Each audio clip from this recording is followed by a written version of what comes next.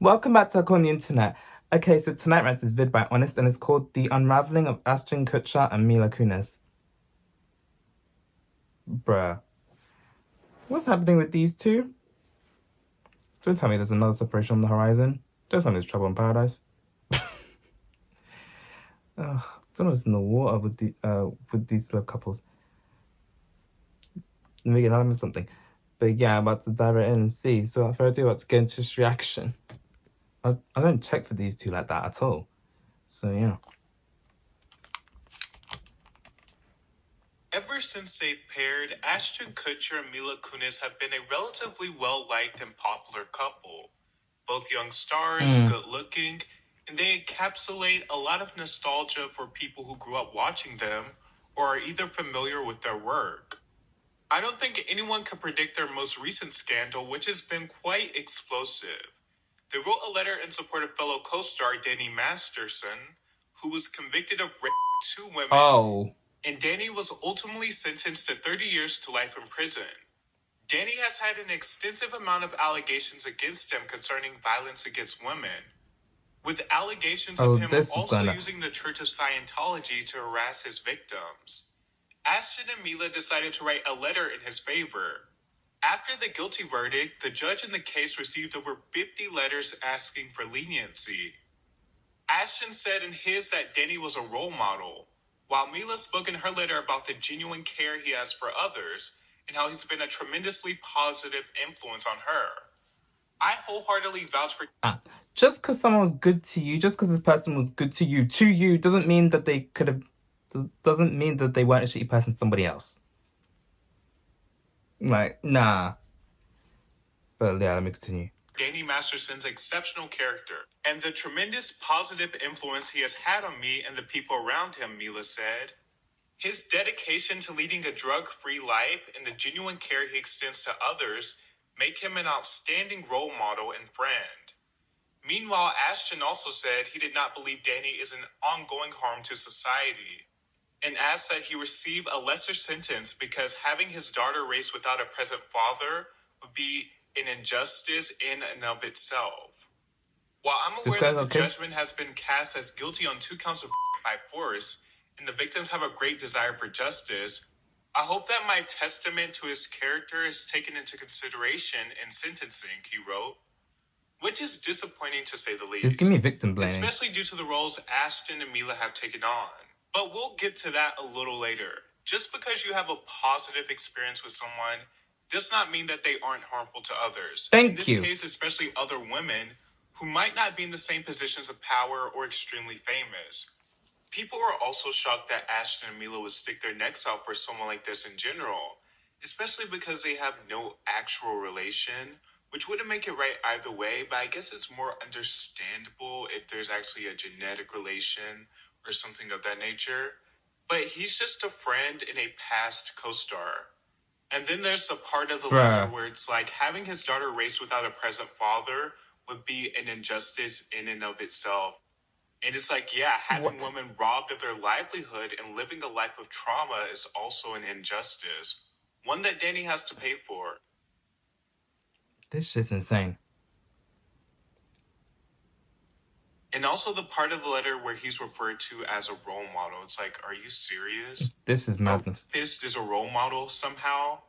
Now, what really took everything over the edge is Ashton and Mila's response and apology, which seemed very PR and just seemed like dodging the backlash.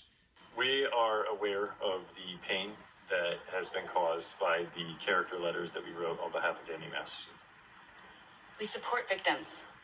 We have done this historically through our work and will continue to do so in the future. A couple months ago, Danny's family reached out to us and they asked us to write character letters to represent the person that we knew for 25 years so that the judge could take that into full consideration relative to the sentencing.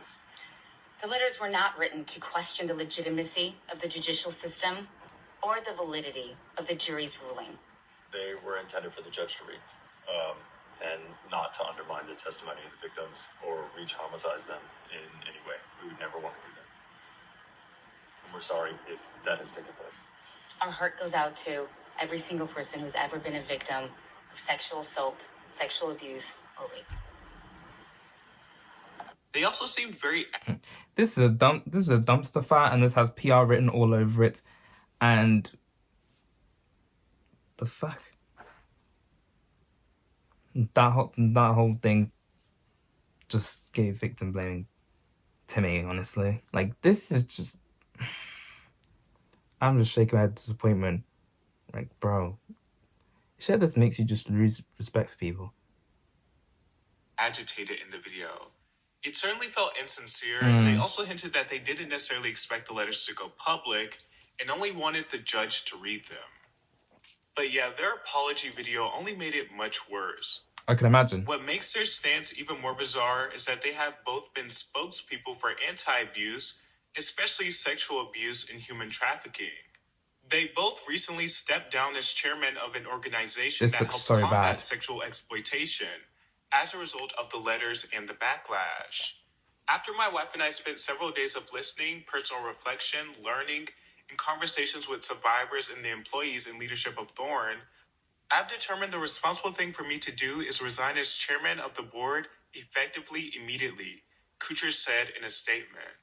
Now, the letters they wrote aren't uncommon during cases, but if Ashton and Mila had any intention of keeping their image intact, or more importantly, sticking by what they have stood for publicly, then they should have opted out.